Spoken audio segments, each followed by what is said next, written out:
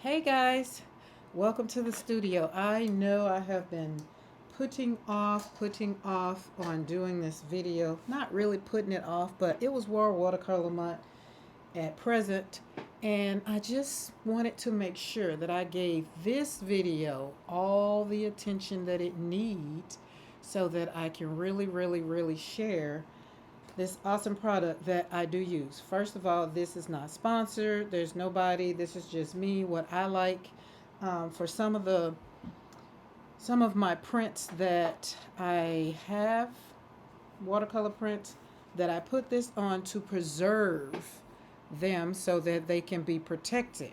Right.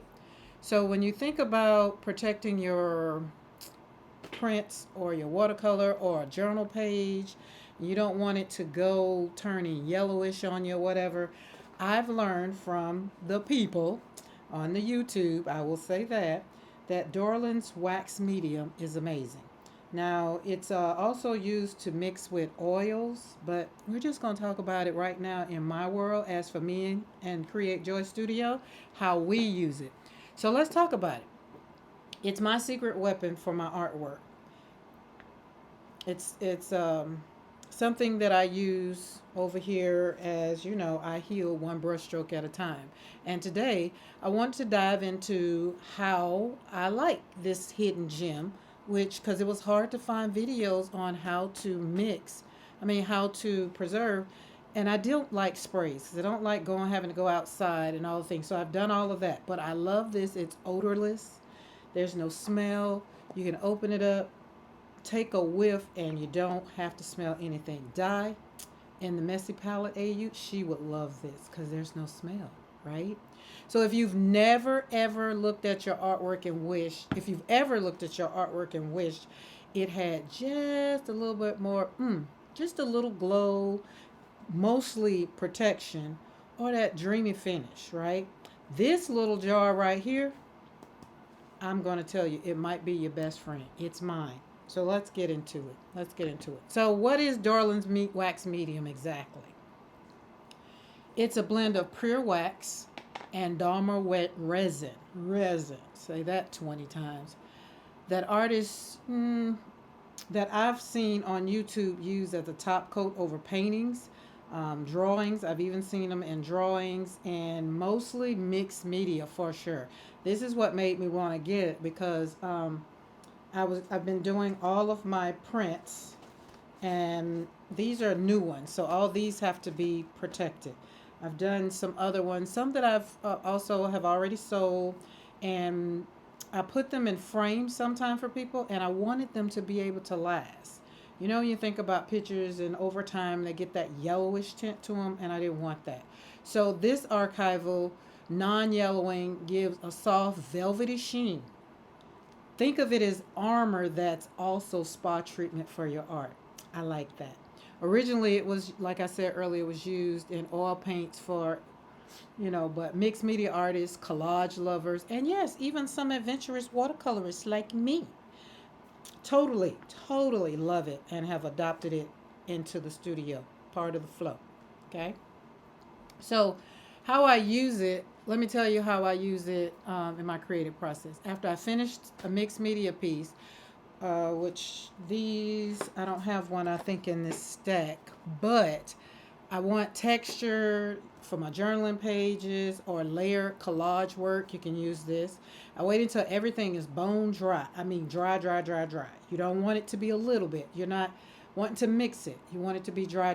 Then I use a soft cloth, mostly my fingertips, and gently buff into a small amount of wax. It's like watching your piece come alive. So I'm going to show you how I do it a little bit. Just want to give you some background. It lets the color pop, the texture settles. Let's see. We're going to choose one of these yummies right here. But something like this, I would love that it would seal my work without the harshness of varnish sprays, right? And here's the other thing. This is my number one seller. It's non-toxic, easy to control, and gives a soft tactile quality that feels, well, brings me joy. Anything that's going to bring me joy, I like it. I will have, this is just a piece of fabric, soft fabric for buffing after I apply it. Make sure your fingers are clean, and I usually wash and don't put anything on it. I do believe, I think I put some lotion on. So I think you can use like a microfiber rag or paper towel that is a quality paper towel. Bounty is what I use. But this right here, I will go over it after I'm done for a little buffering, right? A little goes a long way. Seriously, you don't have to use a lot. You see, I probably done about 15, and you can see I haven't even put a dent in this. And this right here is, where is it? Well, you know, they usually have it right there. What the, let's see, is it in the top? Well, golly gee. Well, you get to see how, I need to find out what was the, it's bigger than a pint. That's interesting. They say harmful. Yeah, no. Oh, 16. There it is. 16 fluid ounce. It's a lot. It's a lot. It's a lot. So, and a little goes a long ways. Always test it on a sample piece first. This is another thing I do, or would tell you to do. I've used it, so I don't do any, I'm not going to do any sampling right now. Excuse me. To make sure that it reacts with your materials the way you want it to. Don't take my word for it. Do the little sample, like take a little bit on your finger, just a little bit, and then maybe go, say if you're a watercolorist, just go over like this area right here, right? And then you're going to have to let it dry, because remember there's a test time. So you got to let it dry, because it's not going to give you what it needs to give you just right away. So you'll let that dry. But for me, I already know it's going to give me what I want, right? So make sure you use a lint-free cloth, soft brush, or your finger, right? Two fingers works, whole hand, put it on your hand, rub it in there, however you want to do it. For me, I like to create joy. And something like this brings out the inner child in me. And that just makes me happy, right? Let it cure for a day when you do it. If you do the test, let it cure for a day. But if you're going to just dive on into a piece, say if you have a piece like this right here, I know for a fact this won't be sold. This will be added to mixed media. Why? Because it was a test paper that they sent me of this beautiful paper. But I'm going to put some on here because this will probably end up being in mixed media. I don't know, but I want it protected, right? Because here in my studio, if you guys know, if you've been following me for any time, you know that I have nothing but windows in my studio. I have a wall of windows and one wall. So the sun definitely shines in. And so wherever these might be, if I have them just stuck out or whatever, I don't want them to get turning, yellowy or whatever. Most of my paints that I use are light fast, so probably won't have that, but I want to have the extra protection. And who knows, somebody, I might put this in a junk journal, somebody might get it. Again, it has extra protection. So let it cure for a day or two for best results. 2 days for best results. For me, mostly, it usually gets more than that because I don't do anything after that, right? Let It's perfect over acrylic, again, collage, graphite, colored pencils, pretty much anything you put down. It's gonna help it, seal it. So here's the thought: are you selling your art? As you're selling your art, with wax, imagine you're selling a chapter of your story, one that may, one that could have been hard, like me, could have been messy, even painful. But now it's held, preserved, and honored. Isn't that something? Darling isn't just a medium to me. It's a ritual. It's a way of, for me, of saying this is done and it's beautiful and now I have it protected. Especially a lot of my artwork that gets shared with my tears. This definitely makes it worth its while. So, question: have you ever used Darlin's wax medium before? Leave me a comment below and let me know if you have. What do you think of it? How has it served you in your artwork? And then others can read, because this is just for me and my studio and how it works for me. So this is done. It can be done, and it can make your artwork beautiful, right?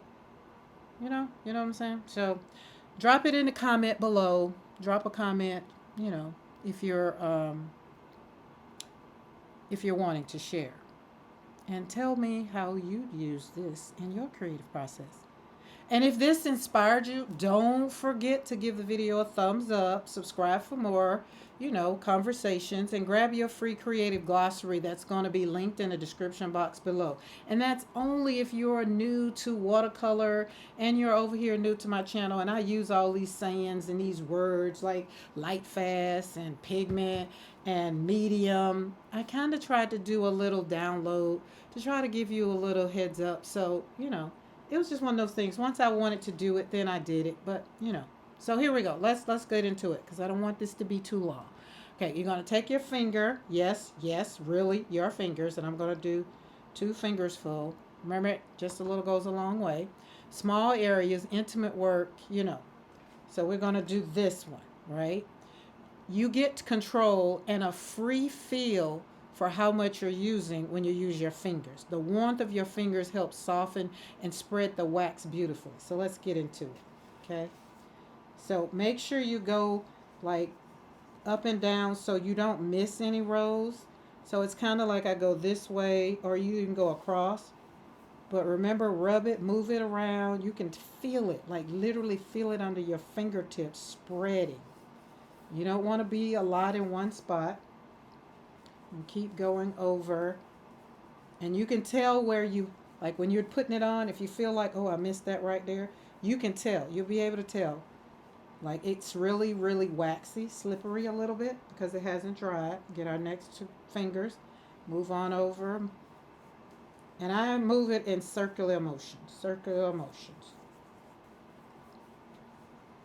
And it's fun. And I'm going faster because I don't want this video to be long. So I'm probably just going to do this one area over here and then I'll finish up later. But I just wanted to show you because I said I was going to do a video of how to apply this. And see, just feel it and then just take your time. Just kind of slow it down. Feel it in the moment. Go over it. Oh, see, go over there and feel something that's not quite rubbed in. All of those, so this whole flower, let's feel it, is done. Right? And so I'm going to wipe my fingers off and see you don't see any watercolor. No color came off on my fingers. So it's only adding to, it's not taking away. And again, you're not going to see much of a sheen, much of a finish right now because it's wet. But I will do a follow-up video of this whole piece and we'll walk this piece out. So again, if you're not subscribed to the channel and you haven't subscribed, do hit that subscribe button, that bell notification all, so that way when I do videos outside of Monday and Wednesdays 3 p.m. Central Standard Time, you'll be notified of something like this because I want to try to do some more videos that's going to be about me and my grief journey and how art and pretty much therapy has joined. Art therapy has become an amazing thing and how I've basically given myself the permission slip to heal on my own terms, right? So I also want you to make sure, now these are my takeaways. Use your fingers if you want to. Yes, really use your fingers, right? Or if you don't want to use your fingers, have a soft cloth, lint-free, right? Or you can rip up an old t-shirt like your husband or you might have a t-shirt around, just make sure it's microfiber cloth or a cotton rag. Old t-shirts usually work great, right? And that's gently to do the buffing, like right here to do this, to make sure it's really, really, really, really, really cemented in. And again, nothing comes up, right? Soft bristle brush or stencil brush. That's for some texture when you're doing that, when you're using this for work. Not for when you're covering it.